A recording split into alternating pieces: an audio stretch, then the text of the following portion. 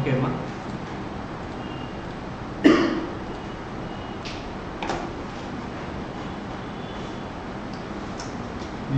మీలో ఇంతవరకు ఒక్క క్లాస్ కూడా అటెండ్ కాని వాళ్ళు ఎవరైనా ఉన్నారా?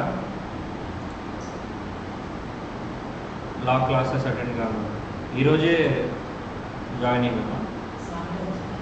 సాటర్డే నేను రాలేదా?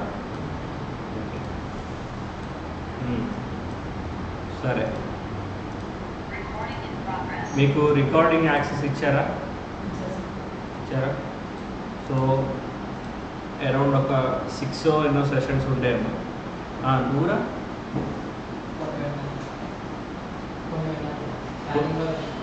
స్టార్టింగ్ అంటే ఆన్లైన్లో ఏం పేరు? కార్తీక్. ఓకే సరే. మీరమ్మా?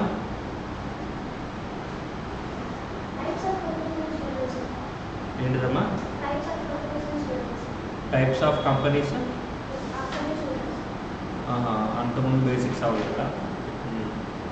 మీరు నార్మల్లీ మీరు ఆన్లైన్లో వచ్చినట్టు నాకు ఇప్పుడు కనబడలేదే కదా. సో మీరు ప్రీవియస్ సెషన్స్ అవి కంప్లీట్ చేశాకే ఇవి కొంచెం బెటర్గా అర్థమవుతాయి. ఐ మీన్ అసలు అర్థం కావని కాదు, కానీ బేసిక్స్ కూడా ఇంపార్టెంట్. ఓకేనా? సో ఎవరైనా పెండింగ్ సెషన్స్ ఏమైనా ఉంటే as soon as possible complete చేసుకోండి. ఎందుకంటే ప్రాపర్ ఫౌండేషన్ లేకుండా, బేసిక్స్ లేకుండా సబ్జెక్ట్ అర్థం కాదు. మనం ఎప్పుడో బేసిక్స్ మాట్లాడాం, కంపెనీ మెయిన్ ఫీచర్స్ మాట్లాడినప్పుడు మైక్ మ్యూట్ చేసేమా సాయి స్నేహ. ఫౌండేషన్ అది బేసిక్స్ మాట్లాడినప్పుడు పర్పెచువల్ సక్సెషన్ అంటే ఏంటి, ఆర్టిఫిషియల్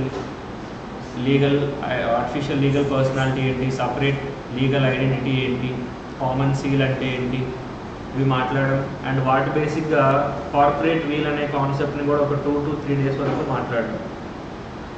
సో అవన్నీ బేసిక్స్ అమ్మ. వాటి మీద నుంచి కూడా మీకు ఎంసీక్యూస్ కానీ షార్ట్ ఆన్సర్స్ కానీ రావచ్చు.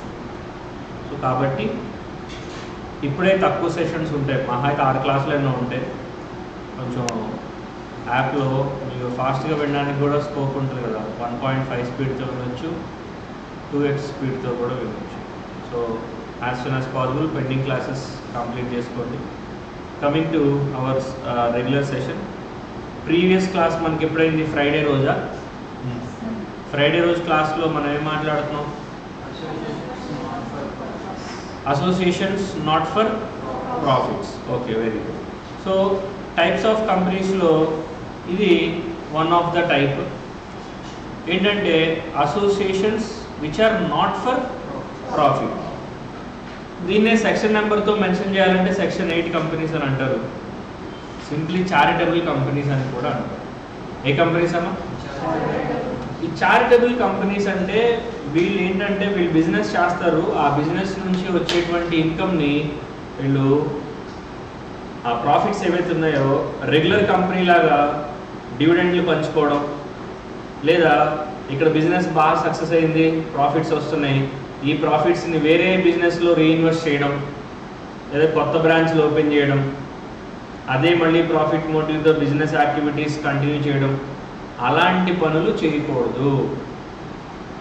నువ్వు ఒక బజ్జీల బండి పెట్టావురా, రోజుకు 10,000 కౌంటర్ అవుతుంది, నువ్వు కూడా 2 లీటర్లు ఎక్స్ట్రా మీది మొత్తం 1000 అయిందని చెప్తున్నావు. మంచిగా బాగుంది. 1 బజ్జీల బండి కాకపోతే మీల్స్ పెట్టావు, బాగుంది, రోజు 10,000 లాభం వస్తుంది నీకు. ఒక 6 నెలలు అవగానే ఒక 7 లక్షల క్యాపిటల్ ప్రాఫిట్స్ మిగిలిపోయింది అనమాట. 7 లక్షలు ఏం చేద్దాం అని చెప్పి నీకు ఆలోచన వచ్చింది. ఇక్కడ ఎలాగైతే నీ బిజినెస్ సక్సెస్ అయిందో దీన్ని ఎక్స్టెండ్ చేద్దాం, ఎలాగో ఇన్స్టాగ్రామ్లో ఫేమ్ వచ్చింది కదా మనకి, అదే సోషల్ మీడియాలో ఫేమ్ వచ్చింది కదా అని చెప్పి ఇంకో చోట అలాంటి బిజినెస్ స్టార్ట్ చేయట్లేదమ్మా. ఒక బిజినెస్ యొక్క పర్పస్ ఏంటమ్మా? ఎక్స్పాన్షనే కదా. ఇప్పుడు హోప్ అనేది లేదా డిజైర్ అనేది లేదు అంటే ఇంకా అక్కడితో ఆగిపోతుంది ఎవరిదైనా. లైక్ ఇప్పుడు రిలయన్స్, పెద్ద పెద్ద కంపెనీలు అయినా, రిలయన్స్ అయినా, టాటాస్ అయినా, ఆరెంజ్, ఒక ఎనీ కంపెనీ వాళ్ళ గ్రోత్ మోటివ్తో ఉంటారు. వాళ్ళు గ్రోత్ అంటే అర్థం ఏంటంటే వచ్చినంత వరకు చాలు అనే మోటివ్ ఉంటే అక్కడితో డెవలప్మెంట్ అయిపోతుంది. ఇప్పుడు ఫర్ ఎగ్జాంపుల్ రిలయన్స్ స్మార్ట్ ఉంది, మన గుంటూరులో ఎన్ని ఉన్నాయి? నాకు తెలిసి 3 ఉన్నాయి, మొత్తం 4-5 ఉన్నట్టు ఉన్నాయి, నాకు తెలిసి 3 ఉన్నాయి. ఇటు ఒకటి అటు ఒకటి ఆ చివరి ఒకటి, ఇటు అటు చివరంటే అడ్రస్లు అన్నీ ఎందుకులే కానీ 1 టౌన్లో ఒకటి, 2 టౌన్లో ఒకటి, బస్ స్టాండ్ అవతల ఒకటి ఉంది. ఇప్పుడు రిలయన్స్ స్మార్ట్ ఇప్పుడు గుంటూరు లాంటి ఒక చిన్న ఊర్లోనే 3 బ్రాంచెస్ ఉన్నాయి వాళ్ళకి, లేదా 3 అవుట్లెట్స్ ఉన్నాయి. దట్టు ఆన్లైన్ బిజినెస్ ఉంది. ఆన్లైన్ బిజినెస్ ఉందా? My Jio app, Jio mart app అని ఒకటి ఉంటుంది. అందులో మీరు గూడ్స్ ఆర్డర్ పెట్టుకుంటే 2 డేస్కో 3 డేస్కో గ్రాసరీస్ అన్ని డెలివరీ వస్తాయి. మీరు నియర్ బై షాప్స్కి కూడా వెళ్ళాల్సిన అవసరం లేదు, ముందుగానే బుక్ చేసుకుంటే ప్లాన్ ప్రకారం. అంటే ఇంత ఫెసిలిటీస్ వాళ్ళు ఎందుకు ప్రొవైడ్ చేస్తున్నారు? ఎందుకంటే డోర్ స్టెప్ వరకు రీచ్ అవ్వడానికి. ఒకప్పుడు మీరు సిమ్ కావాలనుకోండి అమ్మా, మీరే అడ్రస్ ప్రూఫ్లు పట్టుకొని, పాత రోజుల్లో అయితే బిఎస్ఎన్ఎల్ ఆఫీసుల చుట్టూ తిరిగేవాళ్ళు టెలిఫోన్ కనెక్షన్ల కోసం, సిమ్ల కోసం. కార్డ్లెస్ మొబైల్స్ వచ్చిన తర్వాత, పోనీ ఈవెన్ సిమ్లు వచ్చిన తర్వాత కూడా మీ ఐడి ప్రూఫ్లు ఉంటాయి కదమ్మా, ఆధార్ కార్డులు అప్పుడు లేవులేండి. ఆధార్ కార్డులు అసలు ఇంట్రొడ్యూస్ చేయాల. ఓటర్ కార్డు కానీ, డ్రైవింగ్ లైసెన్స్ కానీ, కరెంటు బిల్లు సంబంధించి కానీ, గ్యాస్ బిల్లు సంబంధించి కానీ ఇది పట్టుకుని ఆఫీసుల చుట్టూ తిరిగేవాళ్ళు, కొత్త సిమ్ కావాలి నాకు ఇట్లా అని చెప్పి. ఇప్పుడు డోర్ స్టెప్ సిమ్ అవైలబిలిటీ రాలేదా? డోర్ స్టెప్ సిమ్ ఎవరెవరు ఇస్తున్నారు? ఐడియా వాళ్ళు ఇస్తున్నారు, వోడాఫోన్ ఐడియా వాళ్ళు, జియో వాళ్ళు ఇస్తున్నారు, ఎయిర్టెల్ వాళ్ళు ఇస్తున్నారు. మీరు రోడ్ల మీద చూసినప్పుడు టెంట్లు వేసుకుని మరీ అమ్మేస్తూ ఉంటారు. ఎందుకు? వాళ్ళ మార్కెటింగ్ పెంచుకోవడానికి, గ్రో అవ్వడానికి. ఉన్న సబ్స్క్రైబర్స్ వరకు చాలే, 10 లక్షల మంది సబ్స్క్రైబర్స్ ఉన్నారు, మన సిమ్లు వాడేవాళ్ళు, కొత్త వాడు అక్కర్లేదు అనుకుంటే అక్కడితో అయిపోతుంది. సో ఎనీ ఎకనామికల్ పర్పస్తో బిజినెస్ చేసే ఎనీ ఆర్గనైజేషన్కి గ్రోత్ మోటివ్ ఉంటుంది. గ్రోత్ మోటివ్ అంటే అర్థం నిన్న పర్ఫామ్ చేసిన దానికన్నా బెటర్గా ఈరోజు పర్ఫామ్ చేయాలి, ఎక్స్పాండ్ అవ్వాలి, రీచ్ పెరగాలి, అందరికీ మనం సర్వీసెస్ ప్రొవైడ్ చేయాలి, మన సబ్స్క్రైబర్స్ బేస్ అదే మన కస్టమర్ బేస్ పెంచుకోవాలి అనేది ఉంటుంది. అర్థమైంది? మీరు యూట్యూబ్లో వీడియోలు చూస్తున్నా సరే, వాడికి ఒక 5 మిలియన్ 6 మిలియన్ సబ్స్క్రైబర్స్ ఉన్నా కూడా అడుక్కుంటూ ఉంటాడు, ఇంకా సబ్స్క్రైబ్ చేసుకోవచ్చు కదా అట్లా అని చెప్పి. ఇంకోటి ఏదో పోనీ పెద్ద యూట్యూబ్ ఛానల్స్ మాత్రం వాళ్ళకి సబ్స్క్రైబర్స్ ఉంటే అడగరా, లైక్ చేయండి, షేర్ చేయండి, ఆడి పెట్టండి, ఈడీ పెట్టండి, పెండాకుడు స్టేటస్లో పెట్టుకోండి, ఇవన్నీ ఎందుకు పెడతారమ్మా? వాళ్ళ యొక్క రీచ్ని, పాపులారిటీని పెంచుకోవడానికి. అది కూడా బిజినెస్సే కదా. స్టార్టింగ్లో బిజినెస్ కాకపోయినా తర్వాత అదొక బిజినెస్గా ప్రాపగేండా అవుతుంది అన్నమాట. జస్ట్ లైక్ ఇలాంటి క్వాలిటీస్ ఇప్పుడు మనం మాట్లాడబోయే కంపెనీలో ఉండకూడదు. అర్థమైందా? మీకు దేవతలు రాక్షసులు తెలుసు కదమ్మా. దేవతలకు ఉండే కొన్ని లక్షణాలు రాక్షసులకు ఉండవు, రాక్షసులకు ఉండే కొన్ని లక్షణాలు దేవతలకు ఉండవు. ఉంటే వాళ్ళు దేవతలు అవరు, వీళ్ళు రాక్షసులు అవరు. చిన్నప్పుడు ఈ కథ వినే ఉంటారు. చేతులకి ఇప్పుడు ఈ చెయ్యి ఉందనుకోండి, ఇక్కడ నుంచి ఇక్కడ దాకా ఒక కర్ర కట్టేస్తారు. కర్ర కట్టేసి కర్రని దారంతో కట్టేస్తారు. బాగా ఆకలిస్తున్నప్పుడు అక్కడ ముందు ఫుడ్ పెడతారు అనమాట. రాక్షసులకి సేమ్ అట్లనే చేస్తే వాళ్ళు ఏం చేస్తారంటే, తినగలరమ్మా, మీ చెయ్యిలా కట్టేస్తే మీరు తినగలరా? ఫర్ ఎగ్జాంపుల్ ప్లేట్లో ఫుడ్కి రీచ్ అయ్యారు, మీరు రీచ్ ఏం చేస్తారు? తినాలంటే బెండ్ అవ్వాలి కదా. దేంతో తింటారు? నోట్తోనే కదా. చెవిలో పెట్టుకున్నా, తలమే పెట్టుకున్నా వెళ్ళదు కదమ్మా, నోట్తోనే తినాలి. వాళ్ళు ఎంత కష్టపడినా వాళ్ళ ఆకలి తీర్చుకోలేకపోతారు. ఎవరు? రాక్షసులు. దేవతలకి ఇస్తారు. వాళ్ళు ఏం చేస్తారు? వాడు వీడికి తినిపిస్తాడు, వీడు వాడికి తినిపిస్తాడు. అర్థమైందా? దేవతలను పట్టుకుని వాడు వీడు అంటారు, మా మనోభావాలు దెబ్బతిన్నాయి, హిందూ దేశంలో మాకు ఇదేనా గౌరవం. కథమ్మా, కథని కథలా చూడండి అనమాట. అర్థమైందా? ఈ మనోభావాలు బొక్కయ్యని ఎప్పుడు పడితే అప్పుడు దెబ్బతినకూడదు, తర్వాత చూస్తాం. సరే, ఇప్పుడు అంటే రాక్షసులకి షేరింగ్ అనే క్వాలిటీ లేదు. వాడు ఎంతసేపు వాడు బాగుండాలి, ఫుడ్ నేను తినాలి, నేను తినడానికి అవ్వట్లేదు అంటే పక్కవాడికి పెట్టే ఆలోచన ఉంటే అది ఏమైతే, ఇప్పుడు పక్కవాడికి పెట్టాలంటే నీ హ్యాండ్ బెండ్ అవ్వాలా? ఫర్ ఎగ్జాంపుల్ నీ చేయి ఇక్కడ కట్టేశారా, ఫుడ్ అనుకున్నావు, నీ ఎదురు కూడా ఉన్నాడు, వాడు నోట్లో కుక్కు, వాడు నీ నోట్లో కుక్కుతాడు, అయిపోయింది, క్లోజ్. నీ ఆకలి తీరిందా? వాడు ఆకలి తీరిందా? దీన్ని ఏమంటారు? షేరింగ్. మమ్మీ చెప్పలేదా చిన్నప్పుడు? Sharing is caring. అదే మరి ఈ క్వాలిటీ ఎవరికి లేదు? రాక్షసులకు లేదు. అందుకనే వాళ్ళు ఆకలి తీర్చుకోలేకపోయారు, ఓడిపోయారు, వీళ్ళు గెలిచారు. సింపుల్ కాన్సెప్ట్ అన్నమాట. జస్ట్ లైక్ దట్ కొన్ని క్వాలిటీస్ వీళ్ళకు ఉండకూడదు. ఎవరికి? అసోసియేషన్స్ నాట్ ఫర్ ప్రాఫిట్ అనేటువంటి వాళ్ళకు ఉండకూడదు. ఉంటే వాళ్ళు చారిటబుల్ కంపెనీస్ అవ్వరు. అందులో మెయిన్గా 2 క్వాలిటీస్. ఫస్ట్ క్వాలిటీ ఏంటంటే they must not issue any sort of dividend out of their profits. వాళ్ళకి పొరపాటు లాభాలు ఏమన్నా వస్తే ఆ లాభాలను వాళ్ళు పంచుకోకూడదు. నార్మల్ కంపెనీ చేస్తుంది అలాగా. వచ్చిన లాభాన్ని ఏం చేస్తుంది? షేర్ హోల్డర్స్కి డివిడెండ్ రూపంలో పనిచేసుకుంటుంది. కానీ చారిటబుల్ కంపెనీ అలాంటి పనులు చేయకూడదు. మస్ట్ అంటాడు, ప్రీవియస్ క్లాస్లో మాట్లాడాడు. మస్ట్ అని అంటాడు, ఖచ్చితంగా మీరు ఈ పని చేయకూడదు. ఏది? డివిడెండ్లు పంచుకోకూడదు. Point number 1. రెండోది, వాళ్ళకు వచ్చేటువంటి ప్రాఫిట్స్ మరి ఏం చేయాలి సార్? పంచుకోకుండా ఉండిపోతాయి కదా. ఆ ప్రాఫిట్స్ని ఏం చేయాలి? ఆ ప్రాఫిట్స్ని నీ ఆబ్జెక్ట్స్ కోసమే వాడుకోవాలి. ఏం చేయాలి? నువ్వు ఏ పర్పస్ కోసం అయితే ఆ చారిటబుల్ కంపెనీ స్టార్ట్ చేసావో ఆ పర్పస్ కోసం మాత్రమే వాడుకోవాలి. ఫర్ ఎగ్జాంపుల్, చూపు లేని వాళ్ళకి ఫ్రీగా ఐ ఆపరేషన్ చేపిద్దామని ఒక చారిటబుల్ కంపెనీ పెట్టేవాళ్ళు. అర్థమవుతుందా? ఇప్పుడు దాని పేరు మీద అన్నదానాలు చేయకూడదు. అర్థమైందా? నీ పర్పస్ ఏంటి? నేను ఇంకా ఎంఓఏ గురించి చెప్పలేదు అనుకుంటా, మెమరాండమ్ ఆఫ్ అసోసియేషన్ గురించి చెప్పలేదు, తర్వాత వస్తుంది. ఎంఓఏలో అమ్మ స్ట్రిక్ట్గా అందులో ఏ పనులైతే మెన్షన్ చేశారో ఆ పనులే చేయాలి. అంతమించి ఎక్కువ చేయకూడదు. కానీ ఎక్కువ చెప్పి తక్కువ చేయవచ్చు. సింపుల్ ఎగ్జాంపుల్ చెప్తా. Name any 5 businesses. Food business, real estate business, IT, finance, 5 automobile. 5 బిజినెస్లు అనుకోండి. Food, finance, IT, automobile, clothing, 5 పెట్టుకున్నాం. ఓకేనా? ఇప్పుడు ఇందులో రియల్ ఎస్టేట్ ఉందా? ఏదిట్లో? ఇప్పుడు నేను చెప్పిన 5 రియల్ ఎస్టేట్ ఉందా? లేదు. 5 ఏం చెప్పాను ఒకసారి చెప్పండి. Food, finance, IT, automobile, clothing. ఇందులో రియల్ ఎస్టేట్ ఉందా? లేదు. అర్థమైందా? ఇప్పుడు ఈ 5 ఆబ్జెక్ట్స్తో నువ్వు నార్మల్గా ఒక కంపెనీ స్టార్ట్ చేసి ఒక 10 సంవత్సరాలు బిజినెస్ చేసిన తర్వాత నీకు బోర్ కొట్టింది. 6వ బిజినెస్ స్టార్ట్ చేద్దాం అనుకుంటున్నావు. నువ్వు 6వ బిజినెస్గా రియల్ ఎస్టేట్ బిజినెస్ స్టార్ట్ చేద్దాం అనుకుంటున్నావు. ఈజీగా డబ్బులు వస్తాయి. ఖాళీ ల్యాండ్ చూడడం, కబ్జా చేయడం, కొనుక్కోవడం, వెంచర్లు వేసేసి అమ్మేయడం, ఇట్లాంటిది ఏదో చేద్దాం అనుకుంటున్నాను. అర్థమైందా? బాగుంది. ఇలా చేయాలంటే కుదరదు. ఎందుకంటే మెమరాండంలో ఎన్ని చెప్పావు? 5 చెప్పావు. నువ్వేం చేస్తున్నావు? 6వ చేస్తున్నావు. చేయకూడదు. అందులో ఏది మెన్షన్ చేశారో అదే చేయాలి. మరి ఇప్పుడు నేను చేయాలంటే ఏం చేయాలి సార్? ఆల్టర్ చేసే మెమరాండం మొత్తాన్ని. అప్పుడు మాత్రమే నువ్వు చేయగలవు. Otherwise you are not allowed to do such business అనమాట. ఇలా ప్రాసెస్ ఉంటుంది. కానీ మెమరాండంలో నువ్వు ఎన్నైనా చెప్పొచ్చు, అవన్నీ చెయ్యాలని రూల్ లేదు. అర్థమవుతుందా? మీ బయోడేటా లాగా. ఎవరన్నా కొత్త వాళ్ళు పరిచయం అయ్యి మిమ్మల్ని మీ హాబీస్ ఏంటని అడిగారు అనుకోండి, రీడింగ్ బుక్స్, ఇంకెందుకులే అనకూడదులే, ఇంకేమో ఉంటాయి కదమ్మా ఇలాంటివన్నీ. అంటే మీరు ఏవైతే చెయ్యరో అవన్నీ చెప్పేస్తుంటారు. పెయింటింగ్ వేస్తానండి, హాబీ అండి, నాకు క్రియేటివ్ థాట్స్ వస్తుంటాయండి, అలాంటి థాట్స్ అన్ని రాసుకుంటూ ఉంటాను, ఐడియాస్ అమ్ముతూ ఉంటానండి. అర్థమైనా చెస్ ఆడుతుంటాను. అర్థమైనా ఆడేది లూడో గేమ్ ఏదో ఆడుకుంటాడు వీడు.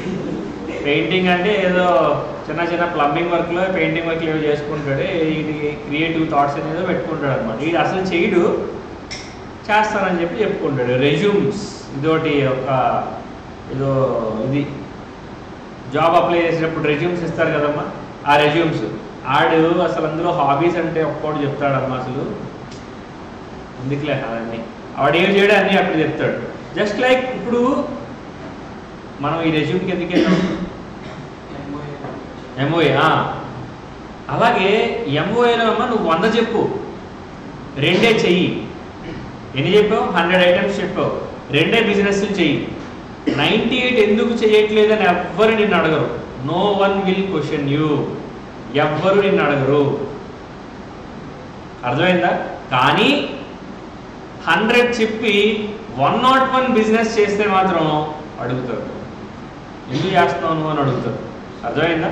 అంటే అందుకనే మెమరాండం డ్రాఫ్ట్ చేసినప్పుడు చాలా క్లియర్గా కాన్షియస్గా డ్రాఫ్ట్ చేయాలి. అర్థమైందా?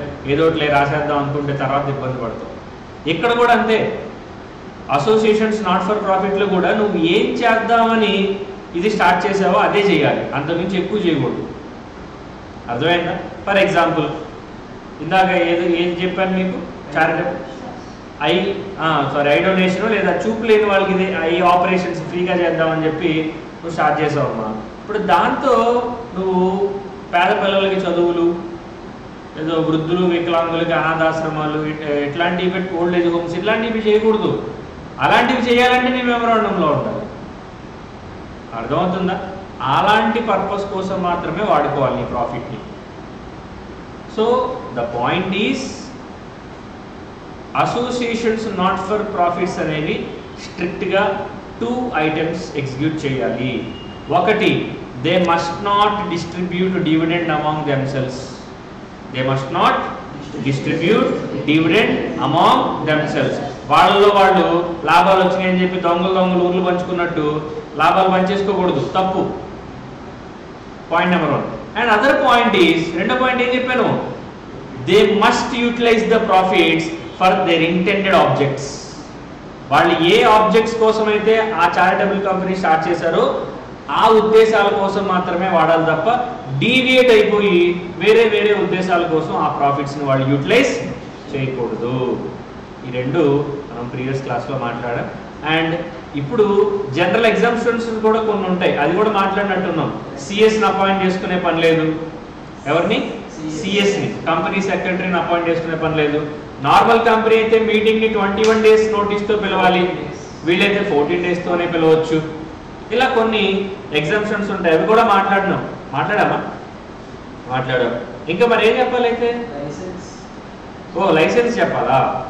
ఓకే, లైసెన్స్ గురించి అసలు ఏం చెప్పలేదా నేను? ఓకే సరే, ఇప్పుడు చెప్తా, జాగ్రత్త వినండి. లైసెన్స్ అనేది చాలా ఇంపార్టెంట్ అమ్మా. ఎవరికి? చారిటబుల్ కంపెనీస్కి. మీరు నార్మల్ కంపెనీ స్టార్ట్ చేసినప్పుడు ఆ కంపెనీ స్టార్ట్ చేయాలంటే మీకు ఏం కావాలి? అదంతా దేనికి ఫైల్ చేస్తాం? దేనికి? అంతా ఏం సాధించడానికి చేస్తున్నావు? చెప్పు. Incorporation. What incorporation? Incorporation certificate కోసమే కదా ఇదంతా చేసేది. ఇప్పుడు ఆర్ఓసికి డాక్యుమెంటేషన్ అంతా ఇచ్చేది ఎందుకమ్మా? ఇన్కార్పొరేషన్ సర్టిఫికేట్ కోసమే కదా. ఆ incorporation certificate is the proof that the company has taken birth in a legal వే.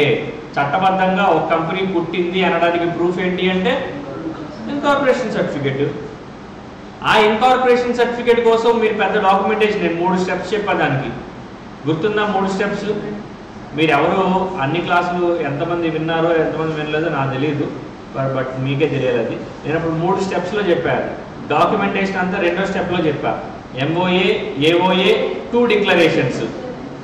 ఆ 2 declarations ఎవరంటే ఒకళ్ళే, సర్లే అవన్నీ ఎందుకు వదిలేసేయండి, కానీ అది ఇన్కార్పొరేషన్ సర్టిఫికేట్ కోసం.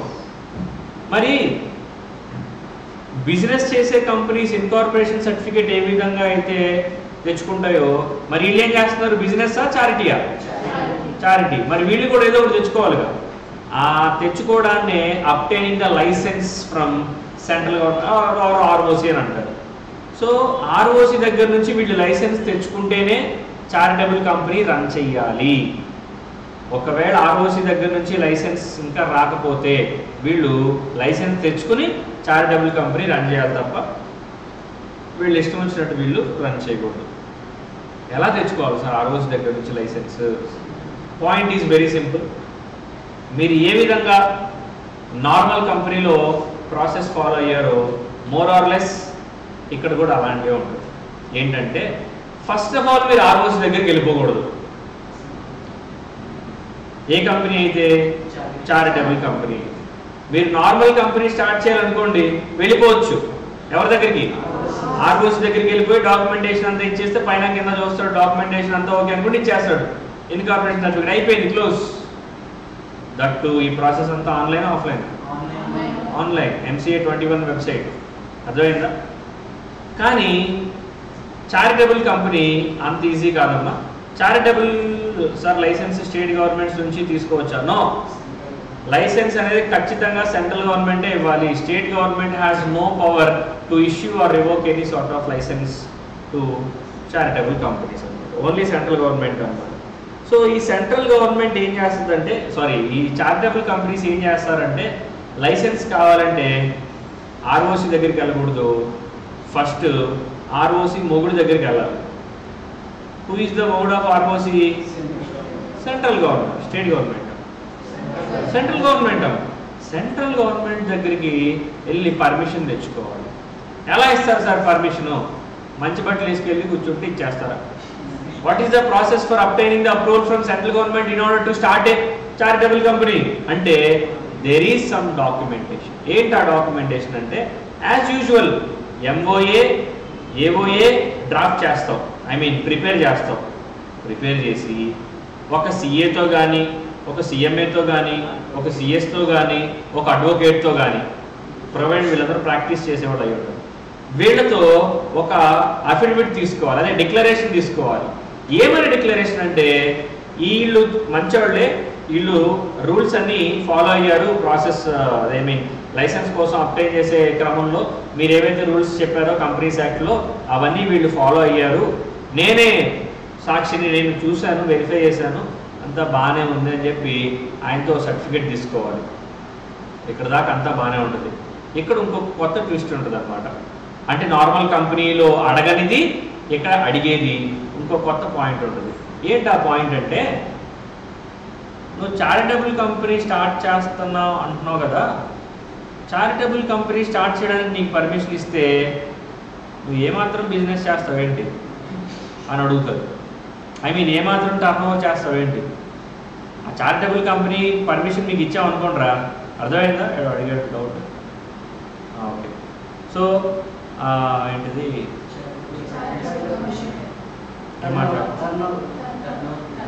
టర్న్ ఓవరా?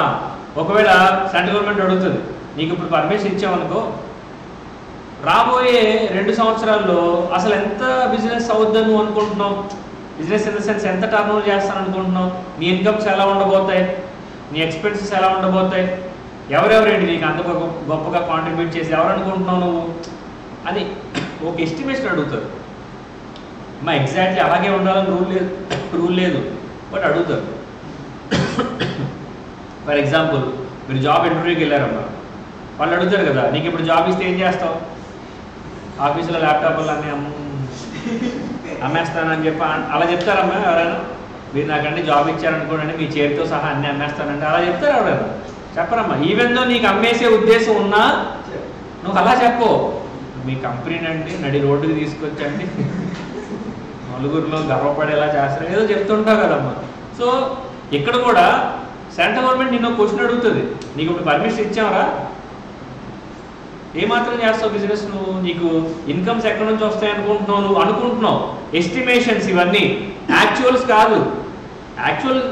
యాక్చువల్స్ ఎప్పుడు వస్తాయి? నిజంగా జరిగితే వస్తాయి. ఇప్పుడు ఫ్యూచర్ ఎస్టిమేషన్స్ అడుగుతాడు. మీరు ఒకటి అడగవచ్చు, మీరు ఒకటి అనుకోవచ్చు, సార్ ఎస్టిమేషన్స్ అడిగే బదులు, ఐ మీన్ ఏం చెప్పినా పర్లేదు అని అనుకునే బదులు ఎస్టిమేషన్స్ అడగడం ఎందుకు సార్? అసలు సెంట్రల్ గవర్నమెంట్కి ఏమన్నా పని లేదా? ఎందుకు అడుగుతున్నారు అని మీరు అనుకోవచ్చు. ఎందుకు అడుగుతారంటేనమ్మా, ఫర్ ఎగ్జాంపుల్ నేనే ఉన్నా, సెంట్రల్ గవర్నమెంట్కి ఒక అప్లికేషన్ పెట్టాను, సార్ నేనండి చాలామందికి సేవ చేస్తాను, నాకు పర్మిషన్ ఇవ్వండి, లైసెన్స్ ఇచ్చారనుకోండి, నేను నా కంపెనీని ఇంకా ఏమంటారు అందరికీ పరిచయం చేస్తాను, వాళ్ళందరూ నాకు డొనేషన్స్ ఇస్తారు. ఇప్పుడు నాకు డొనేషన్స్ ఇస్తున్నా వాళ్ళకి ఇన్కమ్ ట్యాక్స్ డిడక్షన్స్ రావు, ఏటీజీ డిడక్షన్స్ ఏమి రావు, సేవింగ్స్. అందుకని నాకు లైసెన్స్ లేదని నాకు ఎవరు డొనేషన్ ఇవ్వట్లేదు, నాకు డొనేషన్ ఇవ్వట్లేదు కాబట్టి పాపం నేను ప్రజలకి సేవ చేయలేకపోతున్నా. అదే మీరు నాకు పర్మిషన్ ఇచ్చారనుకోండి, నేను సుడిగాలి పర్యటనలో మొత్తం అంతా తిరిగేస్తా, దేశం మొత్తం అందరి దగ్గర నుంచి డొనేషన్స్ కలెక్ట్ చేస్తా. వాళ్ళు మాత్రం నాకు ఎందుకు ఇస్తారు? నాకేముంది ఇప్పుడు? లైసెన్స్ ఉంది. నాకు డొనేషన్ ఇస్తే వాళ్ళకి ఏమొస్తుంది? ట్యాక్స్ సేవింగ్స్ వస్తాయి, బెనిఫిట్స్ వస్తాయి, కాబట్టి వాళ్ళు కూడా ఇస్తారు. ఆ డబ్బులతో నేనేం చేస్తా? ఆల్రెడీ 2 ఇళ్ళు ఉన్నాయి, ఇంకో 3 ఇళ్ళు. లేదు, ఇలా చెప్పకూడదు. ఏం చేస్తా? ప్రజలకండి సేవ చేస్తానండి. అర్థమైంది? ఇట్లాంటివి సోది కబుర్లు చెప్తానంటూ. అర్థమైందా? ఇప్పుడు లైసెన్స్ అప్లై చేసినప్పుడు వాళ్ళని అడిగారు కదా, ఎస్టిమేషన్స్ అడిగారు కదా. ఎస్టిమేషన్స్ ఫర్ ఎగ్జాంపుల్ ఇన్కమ్స్ ఒక 5 లక్షలు వస్తాయండి, ఎక్స్పెండిచర్స్ ఒక 3 లక్షలు వస్తాయండి, నెట్గా సర్ప్లస్ ఒక 2 లక్షలు మిగులుద్దని నేను ఇప్పుడు చెప్పి, 1 సంవత్సరం తర్వాత ఇన్కమ్స్ ఒక 100 కోట్లు, ఎక్స్పెన్సెస్ ఒక ₹1,00,00,000 వచ్చిందనుకో, అమ్మ నేను చెప్పిన దానికి ఇక్కడ వచ్చిన దానికి డ్రాస్టిక్ డిఫరెన్స్ ఉందా లేదా, సిగ్నిఫికెంట్ డిఫరెన్స్ ఉందా లేదా? ఇలా సిగ్నిఫికెంట్ డిఫరెన్స్ ఉన్నప్పుడు సెంట్రల్ గవర్నమెంట్ ఆడిట్ని ఇంపోజ్ చేస్తుంది. రేపు వీడు పర్మిషన్ తీసుకున్నప్పుడు ఎంత అని చెప్పాడు, వీడు 5 లక్షలు వస్తుందని చెప్పాడు ఇన్కమ్స్. ఇప్పుడు ఎంత వచ్చింది income? How it is possible? ఇంత మల్టీ ఫోల్డెడ్ అసలు ఎలా వచ్చింది? నిజంగా టాలెంటే అనుకుంటే ఒకసారి ఆ టాలెంట్ ఏంటో ఒకసారి వెరిఫై చేద్దాం. ఎక్కడెక్కడి నుంచి వస్తున్నాయి డబ్బులు? Who are the donors to this company? వాళ్ళ ట్రాక్ రికార్డ్ ఏంటి? వీడియో ఎందుకంటేనమ్మా ఇలాంటి పర్మిషన్లు ఇస్తే మీరు ఈజీగా హవాలా చేయొచ్చు, బ్లాక్ మనీని వైట్ మనీగా మార్చుకోవచ్చు మీరు డొనేషన్స్. అందుకే బీజేపీ గవర్నమెంట్ వచ్చిన తర్వాత యూపీఏ గవర్నమెంట్ హయాంలో సోనియా గాంధీ ఆయన ఉండేవాడు కదా ప్రైమ్ మినిస్టర్, మన్మోహన్ సింగ్ గారు ఉన్నప్పుడు ఆ టైంలో చాలా ఈజీగా వచ్చేసేవి లైసెన్సులు. ఏది కంపెనీకి? అసోసియేషన్స్ నాట్ ఫర్ ప్రాఫిట్కి. ఎన్డీఏ గవర్నమెంట్ బీజేపీ గవర్నమెంట్ వచ్చిన తర్వాత అమ్మా ఆపేశారు, చాలా స్ట్రిక్ట్ చేసేసారు. ఎందుకు చేస్తారంటే సగానికి సగం ఈ లైసెన్సులు తీసుకునేది క్రిస్టియన్ కంపెనీసే. ఇక్కడ అందరూ అనట్లా, చాలామంది క్రిస్టియన్ అసోసియేషన్స్ ఏం చేస్తారు, ఫారెన్ నుంచి ఫండ్స్ కలెక్ట్ చేస్తారు, ఆ ఫండ్స్ని తెచ్చి ఇక్కడికి వాడతారు వాళ్ళ రిలీజియన్లోకి మార్చడానికి. అలా వాడేవాళ్ళు కూడా ఉన్నారు, అందరూ అలాగా అనట్లేదు, అలా వాడేవాళ్ళు ఉన్నారు. దానివల్ల ఏమవుతుంది, క్రిస్టియన్స్ నెంబర్ పెరిగిపోతుంది, హిందూస్ నెంబర్ తగ్గిపోతుంది. ఆఫ్ కోర్స్ మీ అందరికీ బాగా తెలుసు బీజేపీ వాళ్ళ మూమెంటే ప్రో హిందూ మూమెంట్ అనమాట. హిందూస్కి కొంచెం అవునన్నా కాదన్నా ఫేవరబుల్గా ఉంటారు కాబట్టి ఇలాంటి వాటికి చాలా వాటికి లైసెన్స్లు ఆపేశారు, కొత్తగా ఇవ్వట్లా. ఈవెన్ ఆల్రెడీ ఇచ్చిన లైసెన్స్లు కూడా చాలా వరకు రివోక్ చేసేసారు. రివోక్ అంటే టేకింగ్ బ్యాక్, విత్డ్రా అన్నమాట. తీసుకోవచ్చు, గవర్నమెంట్ ఎప్పుడైనా తీసుకోవచ్చు. అది కూడా చూద్దాం ఇందులో.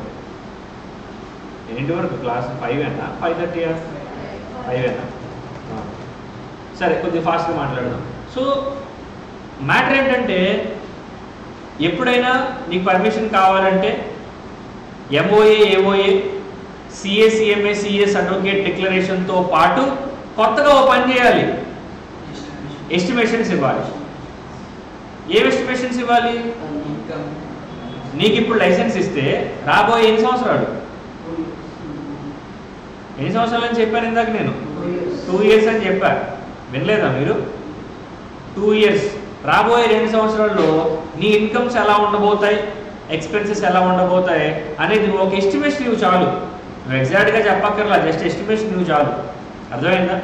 ఈ ఎస్టిమేషన్ ఎందుకు అడుగుతారంటే రేపు పొద్దున్న రియాలిటీకి వచ్చేసరికి నువ్వు పెట్టిన ఎస్టిమేషను అక్కడ ఉన్నటువంటి రియాలిటీలో ఉన్నటువంటి ఫిగర్స్ చాలా తేడా వస్తే అప్పుడు నీ మీద డౌట్ వచ్చి నీ మీద ఎంక్వైరీ చేయడానికి వాడతారు. లేదు నువ్వు చెప్పిన దాంట్లో మోరాలెస్ పెద్దగా తేడాలేం లేవు, నువ్వు చెప్పినట్టే ఉందనుకోండి, పెద్దగా పట్టించుకో, వదిలేస్తాం. దీనికోసం అడుగుతారు. ఈ ఎస్టిమేషన్స్, ఎంఓఏ, ఏఓఏ డిక్లరేషన్స్ అన్నీ కలిపి కట్టగట్టి సెంట్రల్ గవర్నమెంట్కి ఇచ్చామనుకోండి అమ్మా, సెంట్రల్ గవర్నమెంట్ మొత్తం ఒకసారి వెరిఫై చేసుకుని ఈ ట్రాక్ రికార్డ్ అంతా చూసుకొని ఓకే చెప్పొచ్చు, రిజెక్ట్ చేయవచ్చు. ఒకవేళ సెంట్రల్ గవర్నమెంట్ ఓకే చెప్తే అప్పుడు ఆ ఓకే చెప్పిన దాన్ని తీసుకెళ్ళి ఆర్ఓసీకి ఇవ్వాలి. ఆర్ఓసీ గారు సెంట్రల్ గవర్నమెంట్ నన్ను స్టార్ట్ చేసుకోమందండి చారిటబుల్ కంపెనీ, ఇదిగోండి పర్మిషను ఇచ్చింది, మీరు ఒకసారి ఆ ఇన్కార్పొరేషన్ సర్టిఫికేట్ ఏదో నాకు ఇచ్చేస్తే నేను ఆ లైసెన్స్, అదే ఇన్కార్పొరేషన్ సర్టిఫికేట్ ఇన్ లైసెన్స్ అనమాట, ఆ లైసెన్స్ ఏదో మీరు నాకు ఇచ్చేస్తే నేను తీసుకెళ్ళి ఇంకా నా వ్యాపారం అదే చారిటీ మొదలు పెట్టుకుంటాను ఇట్లా అని చెప్పి ఏదో చేసుకుంటాను. అయిపోయింది. అంటే నార్మల్గా ఒక కంపెనీ స్టార్ట్ అవ్వాలంటే ఎవరి పర్మిషన్ కావాలి? ఆర్ఓసీ పర్మిషన్ కావాలి. నార్మల్ కంపెనీ అయితే ఆర్ఓసీని సాటిస్ఫై చేస్తే చాలు, పద్దాక సెంట్రల్ గవర్నమెంట్ దగ్గరికి వెళ్ళాల్సిన అవసరం లేదు. ఎందులో నేను చెప్పేది? నార్మల్ ఎంటిటీస్లో, అంటే ఫర్ ప్రాఫిటా నాట్ ఫర్ ప్రాఫిటా? ఫర్ ప్రాఫిట్ కంపెనీస్లో. కానీ ఇప్పుడు మనం మాట్లాడేది దీని గురించి నాట్ ఫర్ ప్రాఫిట్. కాబట్టి వీళ్ళ లైసెన్స్ తీసుకోవాలంటే వీళ్ళు బిజినెస్ స్టార్ట్ చేయాలంటే, వీళ్ళు ఒక కంపెనీ స్టార్ట్ చేయాలంటే చాలా హెక్టిక్ ప్రాసెస్ ఉంటుంది. ఎందుకంటే వీళ్ళని ఎలా పడితే అలా వదిలేస్తే మన కంట్రీ ఎకానమీని దెబ్బతీసే అవకాశం ఉంది. కాబట్టి వీళ్ళు ఏం చేస్తారంటే, గవర్నమెంట్ ఏం చేస్తుందంటే, బాబు నీకు పర్మిషన్ కావాలంటే ఆర్ఓసీ నేను నా దగ్గరికి కాదు ఫస్ట్ రావాల్సింది సెంట్రల్ గవర్నమెంట్ దగ్గరికి వెళ్ళి వెళ్ళి వాళ్ళు కొన్ని పనులు చెప్తారు, ఆ పనులు చేసే. ఆ పనులు చేస్తే అప్పుడు నీకు లైసెన్స్ ఇవ్వాలో వద్దో నీకు చెప్తారు లెటరు.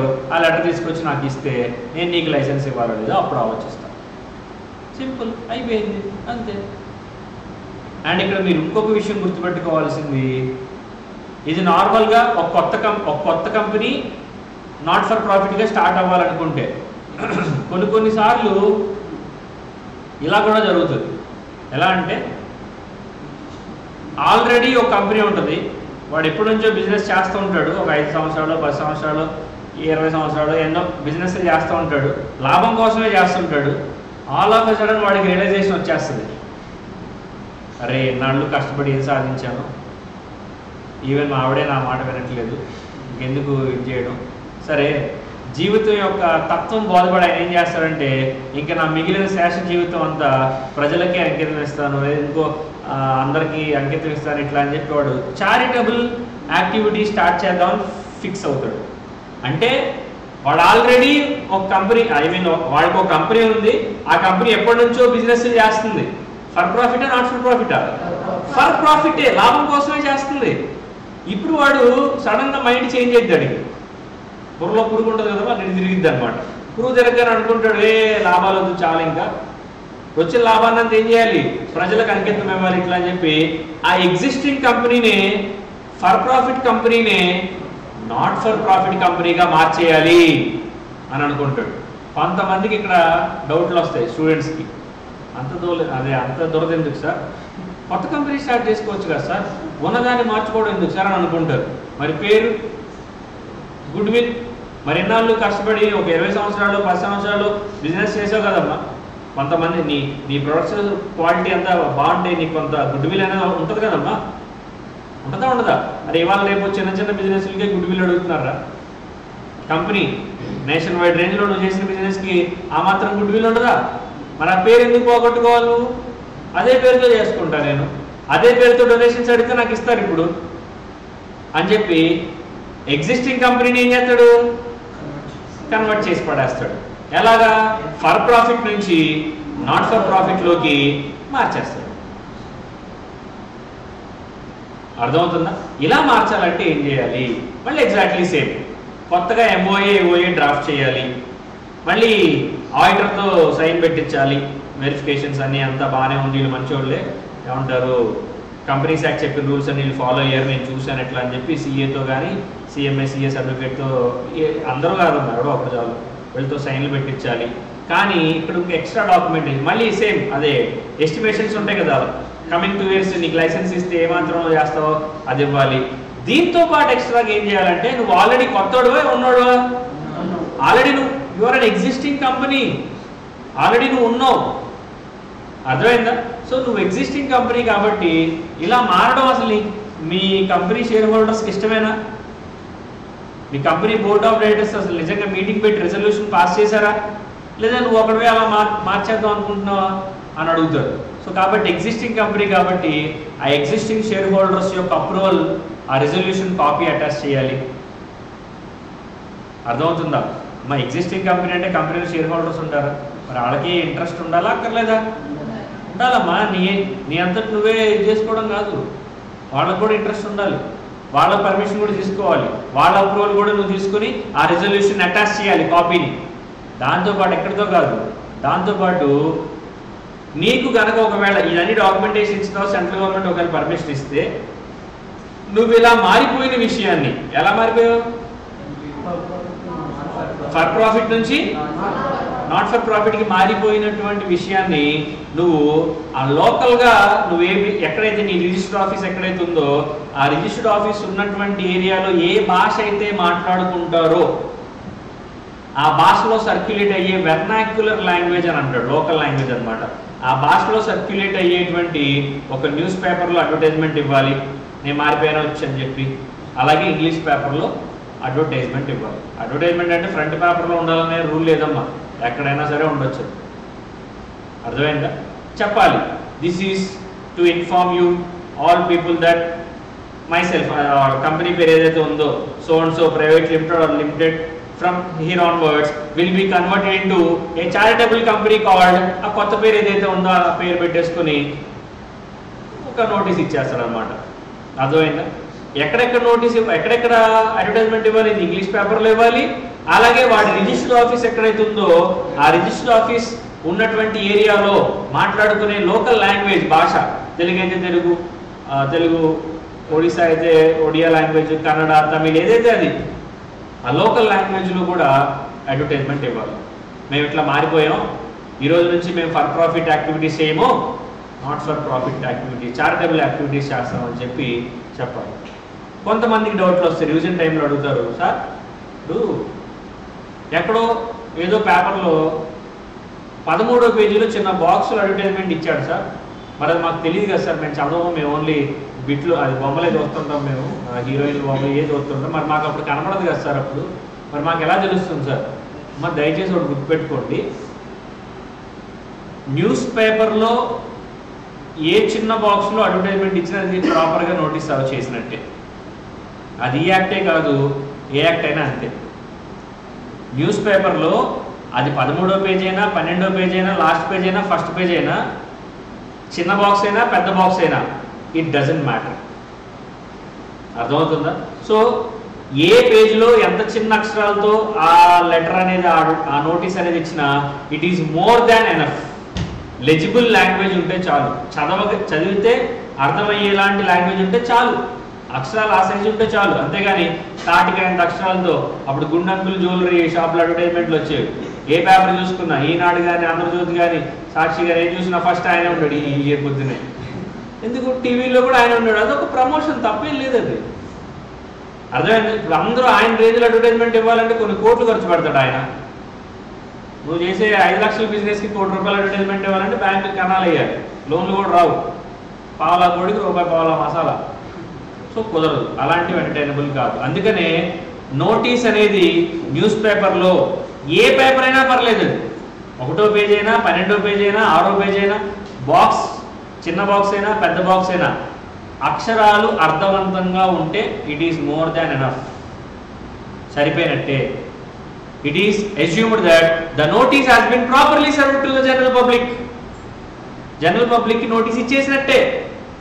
మా ఇంటికి న్యూస్ పేపర్ వేయించుకోమండి, మేము మా టీవీ చూస్తామండి, సీరియల్ నాగబంధం సీరియల్ చూస్తామండి, నాగబంధం సీరియల్ వచ్చినప్పుడు వేస్తారండి, అయ్యే అలాగే వేయండి.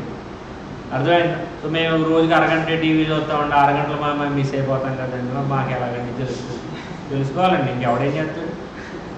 కుదరదు. ఓకేనా? సో ఇవన్నీ కూడా 4:52 8 minutes ఉంది. ఓ పని చేద్దాం, ఇక్కడ వరకు మాట్లాడేది థియరీ రీడింగ్ చదివేద్దాం, తర్వాత రిమైనింగ్ రేపు క్లాస్లో చూద్దాం. ఫస్ట్ ఆఫ్ ఆల్ ఈరోజు లైసెన్స్ దగ్గర స్టార్ట్ చేశాం కదమ్మా. So first of all license దగ్గర ఫస్ట్ పాయింట్ చదవండి, ఏమంటాడు? The draft of MOA AOA of the proposed company. అంటే నువ్వు లైసెన్స్ తెచ్చుకోవాలంటే ఫస్ట్ ఏంటమ్మా, నీ MOAని AOAని డ్రాఫ్ట్ చేసి ఇవ్వాలి. డ్రాఫ్ట్ చేయడం అంటే ప్రిపేర్ చేయడం అంతే. ప్రిపరేషన్ కూడా పెద్ద కష్టమేం కాదమ్మా, నేను చెప్తా తర్వాత. MOA AOA ప్రిపేర్ చేయడం మ్యాటర్ ఏం కాదు. కంపెనీస్ యాక్ట్ దాంట్లో బేర్ యాక్ట్లో టెంప్లెట్స్ ఉంటాయి ఆల్రెడీ, టేబుల్స్. ఆ టేబుల్స్ని కాపీ పేస్ట్ చేసుకుని ఆ ఫిల్లింగ్ ద బ్లాంక్స్ పెట్టేస్తే సరిపోతుంది. అర్థమైంది? సో ఆ MOA AOA ప్రిపేర్ చేసి తర్వాత INC 14 అనేటువంటి నెంబర్ ఏమి గుర్తుపెట్టుకోవాల్సిన అవసరమే లేదమ్మా, డిక్లరేషన్ అని చెప్తే చాలు.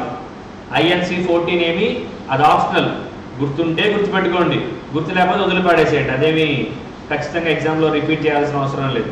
ఆ డిక్లరేషన్ బై ఎవరు? Declaration by advocate, chartered accountant, cost accountant, company secretary in practice, ఎవడన్నా కావచ్చు. ఏమని? దట్ వాళ్ళు ఏమని డిక్లరేషన్ ఇవ్వాలి?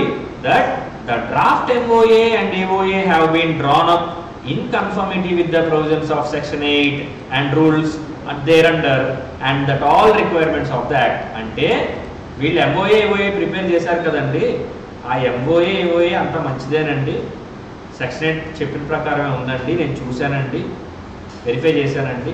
అండ్ దాంతోపాటు ఇంకేమంటున్నాడు? Rules made thereunder and అంటే దాంతోపాటు ఇంకోటి ఏంటి? That all requirements of the act అది ఫాలో అయ్యారు. అంటే MOA AOA ప్రాపర్గా ప్రిపేర్ చేశారు, అలాగే మిగిలినటువంటి ఏవైతే ఉన్నాయో కార్యక్రమాలు అవి కూడా బాగా ప్రిపేర్ చేశారు, అవి కూడా రూల్స్ ప్రకారమే వీళ్ళు ఫాలో అయ్యారు.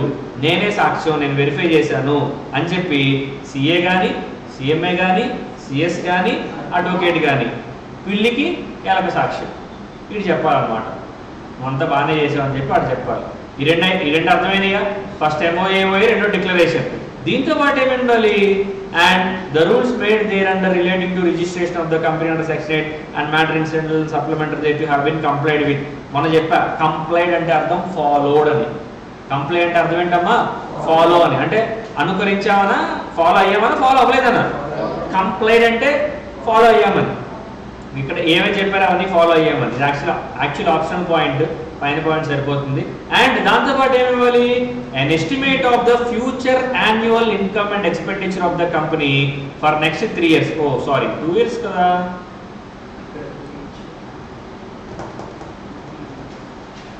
అదేంటి 2 కదా, మోడిఫై అవుతుందా? ఓకే, నేను ఒకసారి రేపు కన్ఫర్మ్ చేస్తాను. ఇది బేర్ యాక్ట్ యాక్చువల్లీ నేను అమెండ్మెంట్స్ చూడలేదు. 3 years, 2 years అన్నాం కదా, 3 years అని పెట్టుకోండి చాలు. ఏంటమ్మా? యాక్చువల్లీ అమెండ్మెంట్ సంథింగ్ ఉందమ్మా. నేను 2 years చదివినట్టు నాకు బాగా గుర్తుంది, అందుకే నేను 2 years చెప్పాను. అమెండ్మెంట్లు బోర్డు బుక్లో ఉండవు కదక్క, అమెండ్మెంట్లు వెబ్సైట్లో ఉంటాయి. ఓకేనా? సో ఐ హ్యావ్ నాకు ఇప్పుడు గట్ ఫీలింగ్ ఉంది, 2 years చదివినట్టుగా గుర్తుంది, అందుకే 2 years అన్న. వాట్ ఎవర్ 2 years 3 years నేను ఒకసారి అమెండ్మెంట్లు చూస్తే కారిజెండంలో ఉంటుంది. ఆ కారిజెండం చూసి నేను రేపు చెప్తాను. ఫర్ ఎగ్జాంపుల్ ఇప్పుడు బోర్డు బుక్లో 3A ఇచ్చారు కాబట్టి 3A అని పెట్టుకోండి. ఓకేనా? So estimate of the future annual income and expenditure of the company for next 3 years అది చెప్పాలి. అండ్ వీడికి డబ్బులు ఎక్కడి నుంచి వస్తున్నాయో కూడా చెప్పాలి. సోర్సెస్ ఎవడిస్తాడు నీకు? లేదంటే నా సోర్సెస్ నాకు ఉన్నారండి, అనాథరైజ్డ్ సోర్సెస్ అండి, ఆఫ్ఘనిస్తాన్లో ఉంటారండి, కజకిస్తాన్లో ఉంటారండి, తుర్కమెనిస్తాన్లో ఉంటారండి. అయితే నువ్వు అడిగే పోవు, ఎక్కడ ఎందుకున్నావు, హిందుస్థాన్లో ఎందుకున్నావు అని అంటారు. అర్థమైందా? సో నెక్స్ట్ 3 yearsకి నీకు డబ్బులు ఎంత వస్తాయో చెప్పాలి. Specifying the sources of the income and objects of the expenditure. ఎవడెవడు ఇస్తాడు అనుకుంటున్నావు? అలాగే ఆ వచ్చిన డబ్బుల్ని ఎలా ఖర్చు పెడదాం అనుకుంటున్నావు? ఎవరికి ఖర్చు పెడతావు?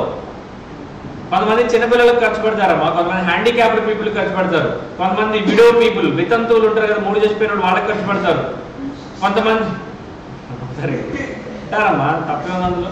కొంతమంది అట్లా కాదమ్మా, చదువుకోడి ఏమంటారు, చదువు ఆపేసి మధ్యలో డ్రాప్ అవుట్స్ ఉంటారు కదా, ఎక్స్క్లూజివ్లీ డ్రాప్ అవుట్స్ని ఎంకరేజ్ చేయడానికి ఉంటారు. కొంతమంది వీళ్ళందరినీ ఎంకరేజ్ చేస్తారంటారు. ఎవరి ఇష్టం అనేది ఆవిడ చేయాలి. అర్థమైందా? సో అట్లా ఆబ్జెక్ట్స్ అనమాట. అది మొత్తం చెప్పాలి. రాబోయే 3 సంవత్సరాలు నీకు డబ్బులు ఎక్కడి నుంచి వస్తాయి అనుకుంటావు. జస్ట్ ఆ ఎస్టిమేషన్ చెప్తే చాలమ్మా. ఎగ్జాక్ట్గా యాక్యురేట్గా చెప్పడానికి వీళ్ళేమో పోతులూరు వీరబ్రహ్మేంద్ర స్వామి గారి శిష్యులు కాదు. వీళ్ళే ముందు ఫ్యూచర్లోకి వెళ్ళిపోయి డైమెన్షన్ వెనక్కి వచ్చేసి ఆపోజింగ్ చెప్పరు. వాడికి తెలియదు రేపేం జరుగుతుందో అది తెలియదు. డబ్బులు ఆడి నుంచి వస్తాయి, 3 సంవత్సరాలు ఆడి నుంచి చెప్తాడు అమ్మవాడు. అందుకే ఎస్టిమేషన్ అంతే. ఈ ఎస్టిమేషన్ కూడా గవర్నమెంట్ అడగడానికి ఇంటెన్షన్ ఏంటంటే రేపు పొద్దున బాగా తేడా వస్తే అప్పుడు నేను కూర్చోబెట్టి క్వశ్చన్లు వేస్తారు. మొన్న అంతే చెప్పావు, మరి ఇప్పుడు ఎక్కిన డబ్బులు ఎక్కడి నుంచి వచ్చినాయి అని చెప్పి అడుగుతారు. అర్థమైందా? నువ్వు సరైన సమాధానం ఇస్తే పర్లేదు, లేదనుకో రే నేను ఎవడైనా టీ తగ్గించి కొడతాడు అనుకున్నారా అంటాడు కదా, సేమ్ అలా వేస్తారనమాట. అంటే ఇవన్నీ కూడానమ్మా ఒక టైప్ ఆఫ్ ఎస్టిమేషన్స్ కోసం. నీ రేంజ్ ఏంటి అంటే ఎక్కడెక్కడ బిజినెస్ చేస్తావు ఇవన్నీ ఒక రాడార్లో ఉంచుకోవడానికి. ఎక్స్క్లూజివ్లీ డొమెస్టిక్గా ఫండ్స్ రేజ్ చేసే వాళ్ళ మీద పర్వ్యూ కొంచెం తక్కువ ఉన్న, ఫారెన్ ఫండ్స్ రేజ్ చేసే వాళ్ళ మీద ఈడీ యొక్క పన్ను, ఈ సిబిఐ వాళ్ళ పర్వ్యూ ఖచ్చితంగా ఉంటుందమ్మా. ఎందుకంటే ఫారెన్ ఫండ్స్ వస్తున్నాయంటే అవి డెఫినెట్లీ మన ఇక్కడ ఉన్నటువంటి రిజర్వ్స్ని డెఫినెట్లీ ఇంపాక్ట్ చేస్తాయి. ఎక్కడ నుంచి వెళ్ళిపోతున్నా అక్కడ నుంచి వస్తున్నా, బోత్ వే, ఎక్స్పోర్ట్స్ ఇంపోర్ట్స్. అర్థమవుతుందా? ఏదైనా సరే లిమిట్లో ఉండాలి, అకౌంట్ ఫర్ ప్రాపర్గా జరగాలి. ఎట్లా పడితే అట్లా జరగకూడదు, ఎకానమీ దెబ్బతినే అవకాశం ఉంటుంది. సో కాబట్టి అది పెట్టుకోవడానికి వీళ్ళు ఆబ్జెక్ట్స్ అడుగుతారు. దాని తర్వాత ఇంకేంటి, the declaration by each of the persons making application form INC 15. అంటే ఎవరెవరైతే ఆ ప్రమోటర్స్ ఉన్నారో, కంపెనీ స్టార్ట్ చేద్దాం అనుకుంటున్నారో వాళ్ళు కూడా డిక్లరేషన్ ఇవ్వాలి. అవునండి మేము అన్ని రూల్స్ ఫాలో అయ్యాము, ఏం తప్పులు మేమేం చేయలేదు ఇట్లా అని చెప్తే అప్పుడు సెంట్రల్ గవర్నమెంట్కి ఇవన్నీ ఇస్తే అప్పుడు సెంట్రల్ గవర్నమెంట్ వెరిఫై చేసుకుని ఇవ్వాలనుకుంటే లైసెన్స్ ఇస్తుంది, ఇవ్వద్దు అనుకుంటే లైసెన్స్ ఇవ్వదు. ఒకవేళ సెంట్రల్ గవర్నమెంట్ నీకు లైసెన్స్ ఇచ్చిందనుకో, పర్మిషన్ ఇచ్చిందనుకో, అప్పుడు నువ్వు ఎవరికి వెళ్ళాలి, ROs దగ్గరికి వెళ్ళి అడగాలి. ఇచ్చేశారు సెంట్రల్ గవర్నమెంట్ నాకు పర్మిషన్, నేను బిజినెస్ చేసుకుంటారు, అదే చారిటబుల్ యాక్టివిటీ చేసుకుంటారు అని చెప్పి లైసెన్స్ ఇవ్వమంటే అప్పుడు ఇస్తారు. కింద పాయింట్ చదవండి. If it is proved to the satisfaction of the central government. చూసారా ఆ లైన్ చదవండి మళ్ళీ ఒకసారి. If it is proved to the satisfaction of the central government. If condition అండి. ఇఫ్ కండిషన్ అంటే అవన్నీ ఇచ్చేస్తే నీకు ఇచ్చేస్తారని కాదు, అర్థమైందా? If satisfied by the central government. నీకేమైనా తీరని కోరికలు ఏమైనా ఉంటే ఫర్ ఎగ్జాంపుల్ అక్కడ ఏదో గుడి ఉంది, గుడి చుట్టూ 3 ప్రదక్షిణాలు తిరిగి ఒక కొబ్బరికాయ కొట్టేవాడిని నీ కోరిక తీరిపోతుందని చెప్పారనుకో, 3 సార్లు తిరిగి కొబ్బరికాయ కొట్టి నా కోరిక నెరవేరలేదని చెప్పి టెంపుల్ మీద కేసేస్తావా? నమ్మకం అదంతే, జరగవచ్చు జరగకపోవచ్చు. సెంట్రల్ గవర్నమెంట్ కూడా అంతే. దేవుడి దగ్గర అప్లికేషన్ పెట్టుకున్నావు, సెంట్రల్ గవర్నమెంట్ దగ్గర పెట్టావు అప్లికేషన్, నీ అప్లికేషన్ అప్రూవ్ అవ్వచ్చు, రిజెక్ట్ అవ్వచ్చు. ఒకవేళ అప్రూవ్ అయితే అప్పుడు నువ్వు ఆర్ఓసి దగ్గరికి వెళ్ళి లైసెన్స్ తెచ్చుకో. అవ్వలేదు అనుకోండి క్లోజ్, అక్కడితో ఆపే. మళ్ళీ కొత్తగా అప్లికేషన్ పెట్టుకోవడం, ఇంకో పేరు చేయడం, ఏదో చేసుకోవచ్చు అంతే. అంతేగాని నా లైసెన్స్ ఎందుకు మీరు నాకు ఎందుకు పర్మిషన్ ఇవ్వలేదు, వాడికి ఎందుకు పర్మిషన్ ఇచ్చారు, క్వశ్చన్ లైఫ్. అర్థమైందా? నెక్స్ట్ ఇంకేమంటాడు?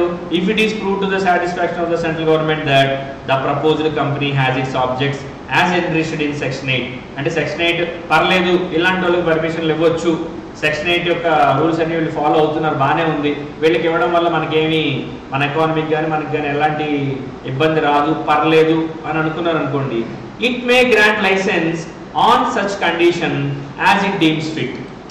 అప్రూవల్ ఇస్తుంది. ఇంకేమైనా కండిషన్లు పెట్టాలనుకుంటే ఎక్స్ట్రా కండిషన్ కూడా పెడుతుంది. మీరు ఫారెన్ ఫండ్స్ ఎక్కువ తీసుకోవద్దని, లేదా అసలు ఫారెన్ ఫండ్సే తీసుకోవద్దని, ఫారెన్ ఫండ్స్ తీసుకుంటే 50% వరకే తీసుకోమని, ఎలాంటి ఏదో కండిషన్లు పెడుతుంది. అందుకే లాస్ట్లో పదం అన్నాడు as it deems fit. As it deems fit అంటే అర్థం ఏంటి? ఆ సిచ్యువేషన్కి అనుగుణంగా ఏదైతే అవసరమైతే ఆ కండిషన్ పెడుతుంది అంతే, సింపుల్. ఓకేనా? నెక్స్ట్ ఇదంతా ఎవరికమ్మా? License for new companies. ఇక్కడే ఉంది లైసెన్స్ ఫర్. యాక్చువల్లీ ఇది కూడా మ్యాటర్ నేను మీకు చెప్పేశాను, ఒకసారి ఇది మీరు చదువుకొస్తారా రేపు క్లాస్కి వచ్చేసరికి. జస్ట్ అక్కడ ఉన్న పాయింట్స్ ఏమో, కొత్త పాయింట్స్ ఏవి ఉండవు, నేను చెప్పినవే ఉంటాయి. జస్ట్ అదొక్కటి చదువుకురండి. రివకేషన్ నేను చెప్పలేదు, రేపు చెప్తాను. రివకేషన్తో క్లోజ్ అయిపోతుంది. తర్వాత public financial institutes, producer companies చెప్పైతే బేసిక్స్ అక్కడతో క్లోజ్. ఓకేనా? సో అంటే నేను మీకు ఫర్ ద ఫస్ట్ టైం ఒక చిన్న వర్క్ ఇస్తున్నాను. ఏంటా వర్క్?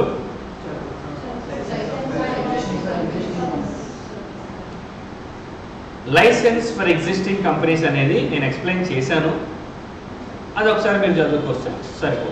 అర్థమైంది?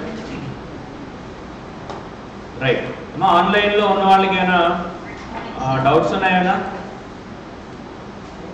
ఆన్లైన్లో ఉన్న వాళ్ళకి ఏమైనా డౌట్స్ ఉన్నాయా?